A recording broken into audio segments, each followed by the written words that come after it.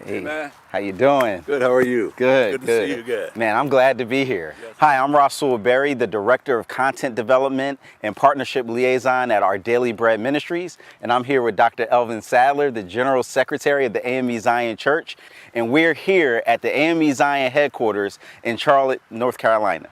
Now, A.M.E.Z Zion is known as the Freedom Church. Can you help us understand why that is? Well, that's a great question.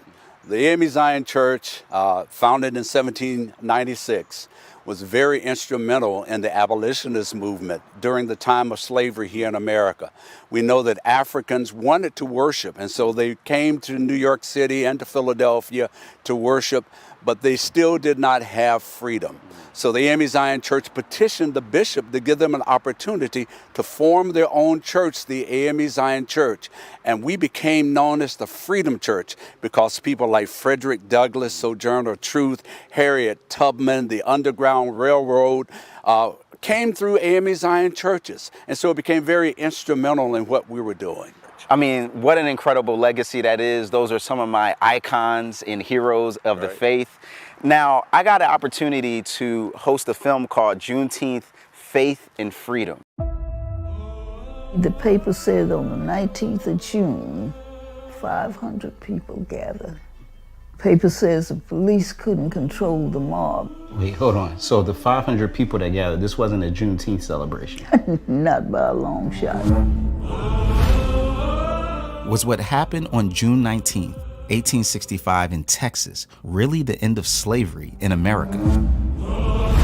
Slavery at its essence is control. And so what happens in the South is a struggle to control. The mentality of the state seemed to have been, we're not going to let them go. You can miss the humanity when you emphasize 10 million slaves, right? We want to talk about someone's son, someone's daughter.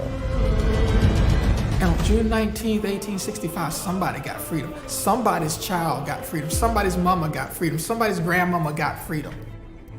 And when that happened, that's like an Exodus experience all over again. You can just imagine. You find out you're free, there's a party on every corner, of course. But then there was the reality. What next?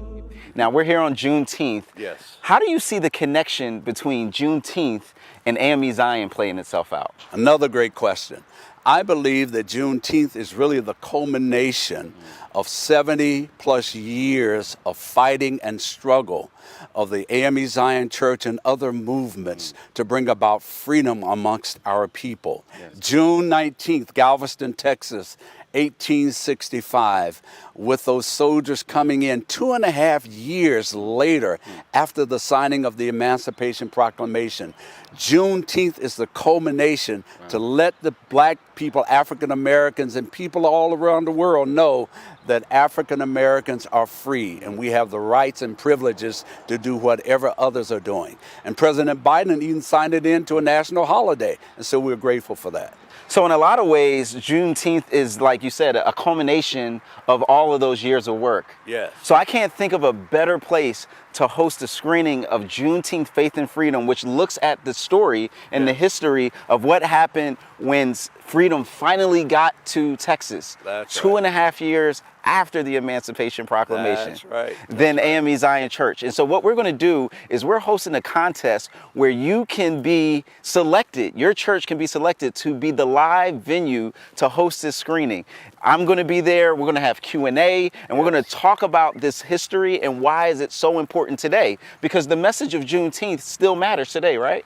Absolutely. And we're so excited about the opportunity to give you an opportunity to host this at your church, where Rasul and hopefully myself and others will come and be a part. Well, you heard it here first, so stay tuned for more details about how your church can host Juneteenth, Faith and Freedom. And hey, we got to say, Happy Juneteenth! What does Juneteenth reveal about the nature of the struggle for freedom? How did a Bible that was used to justify slavery become an inspiration for liberation? I say, hey, we should care about the poor. Yes, amen. Hey, we should care about the marginalized. Yes, amen. Hey, we should care about injustice for black people. Whoa. whoa, brother, you're going too far. And it crushed me. This is not just a story for Texans or for those like me seeking to connect with their roots. Juneteenth is the story of faith's power to overcome suffering, good to overcome evil, and how a people's fight for freedom was delayed but could not be denied. Here I come. Don't sound like you're slowing down any at all.